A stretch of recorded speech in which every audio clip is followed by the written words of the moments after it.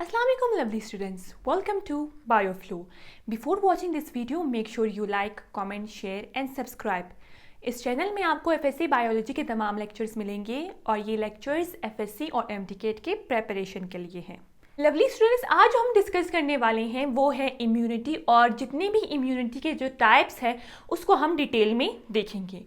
तो इम्यूनिटी क्या है? Immunity is actually ability of a body to protect itself, यानी बॉडी की एक ऐसी एबिलिटी जिसके थ्रू जो है बॉडी अपने आप को बचाता है against harmful substance, against harmful pathogens, harmful substance या फिर against harmful pathogens. Pathogens are disease causing agents, जिस तरह बैक्टीरिया हो गया, जिस तरह वायरस हो गया, ये क्या है? पैथोजेंस है। या फिर टॉक्सिन्स। टॉक्सिन्स क्या है lovely students? Toxins are the poisonous substance, जहरीले सब्सटेंस होते हैं और which are produce by microorganisms. Microorganism जिस तरह बैक्टीरिया और वायरस जो है टॉक्सिन्स जो है वो प्रोड्यूस करते हैं। ये टॉक्सिन्स जब बॉडी के अंदर जाते हैं तो ये डिफरेंट डिजीज या डिसऑर्डर जो है वो कॉज कर सकते हैं। और टू फाइट इन्फेक्शन, या फिर जो बॉडी में जब इन्फेक्शन होता है उस इन्फेक्शन को ख़त्म करने के लिए लवली स्टूडेंट्स ये क्या है? इम्यूनिटी। इम्यूनिटी के दो मेजर टाइप्स हैं, वो हम कहेंगे इनेट इम्यूनिटी और एक्वायर्ड इम्यूनिटी, जिसका दूसरा नाम एडॉप्टिव इम्यूनिटी भी है। लवली स्टूडेंट्स, अगर हम इनेट इम्यूनिटी को देखें, इनेट इम्यूनिटी को हम नेचुरल इम्यूनिटी भी कहते हैं, यानी ये नेचुरली बॉडी में प्रेजेंट होती है। और ये इम्यूनिटी बाय बर्थ यानी पैदाइश से जो है इम्यूनिटी हमारी बॉडी में जो प्रेजेंट है वो कौन सी इम्यूनिटी की टाइप होगी? वो इनेट इम्यूनिटी की टाइप होगी। नॉन स्पेसिफिक रिस्पॉन्स जो है इनेट इम्यूनिटी की जनरेट करती है। Lovely students, non specific response का मतलब क्या है या फिर नॉन स्पेसिफिक इम्यून रिस्पॉन्स का मतलब ये है ऐसा इम्यून रिस्पॉन्स जिसमें सिर्फ एक पैथोजन को किल नहीं किया जाता बल्कि सारे पैथोजन के जो टाइप्स है जैसे बैक्टीरिया हो गया, वायरस हो गया, फंजाई हो गया, अगर वो बॉडी में इंटर होगा तो इनेट इम्यूनिटी सारे पैथोजेंस को खत्म करेगी, किसी स्पेसिफिक पैथोजन को जाके मारेगी नहीं बल्कि नॉन स्पेसिफिक रिस्पॉन्स जनरेट करेगी, एक ऐसा इम्यून रिस्पॉन्स जनरेट करेगी जो सारे पैथोजन को जाके खत्म करेगी। No memory cell production. Innate immunity में कोई मेमोरी सेल प्रोडक्शन नहीं होती है, यानी उसमें ऐसे सेल्स नहीं बनते हैं जिसके पास स्ट्रॉन्ग मेमोरी होती है। फॉर एग्जाम्पल, बॉडी को एक इन्फेक्शन हो गया, उस इन्फेक्शन के क्लियर होने के बाद जो है मेमोरी सेल की जो है नॉर्मली प्रोडक्शन होती है। वो मेमोरी सेल क्या करती है?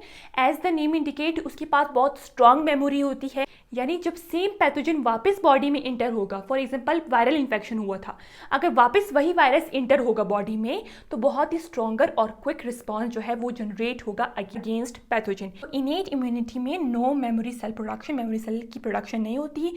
शॉर्ट टर्म क्योंकि मेमोरी सेल की प्रोडक्शन नहीं होती, जब इन्फेक्शन क्लियर हो जाता है इनेट इम्यूनिटी भी जो होती है वो शट डाउन हो जाती है या फिर हम कह सकते हैं ऑफ हो जाती है। तो इनेट इम्यूनिटी में फर्स्ट लाइन ऑफ डिफेंस यानी स्किन और म्यूकस मेम्ब्रेन आता है। लवली स्टूडेंट्स, अगर इम्यूनिटी की सेकंड टाइप को हम देखें तो हम कहेंगे एक्वायर्ड इम्यूनिटी यानी adaptive immunity.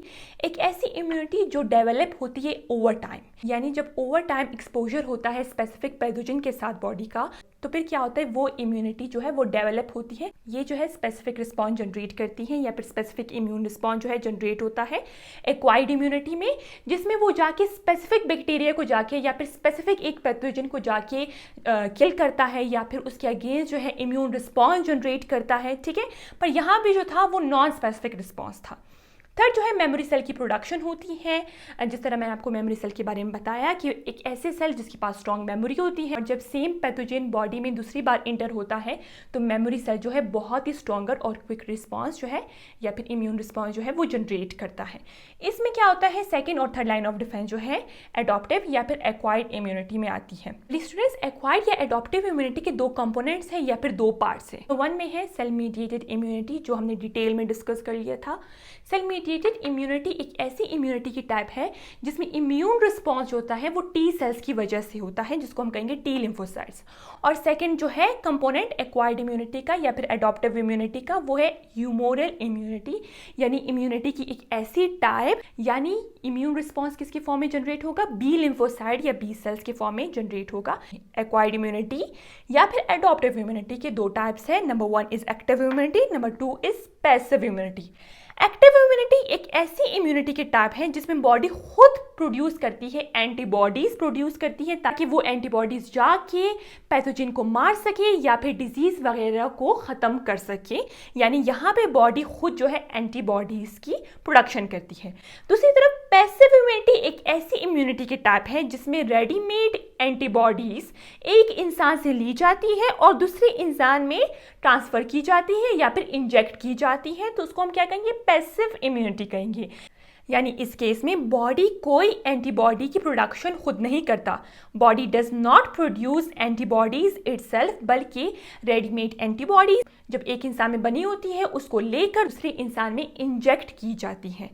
Lovely students, active immunity की मजीद दो टाइप्स है जिसको हम कहेंगे नेचुरल एक्टिव इम्यूनिटी और artificial active immunity. Natural active immunity ऐसी इम्यूनिटी की टाइप है, ऐसी एक्टिव इम्यूनिटी की टाइप है डेवलप होती है आफ्टर इन्फेक्शन, बॉडी को कोई इन्फेक्शन हो जाए, ठीक है, यानी पैथोजन वगैरह बॉडी में इंटर होकर जब वो डिजीज कॉज करेगा या इन्फेक्शन कॉज करेगा, उसको ख़त्म करने के लिए बॉडी खुद क्या प्रोड्यूस करेगी, एंटीबॉडीज प्रोड्यूस करेगी ताकि उस पैथोजन को मार सके या फिर उस डिजीज को ख़त्म कर सके।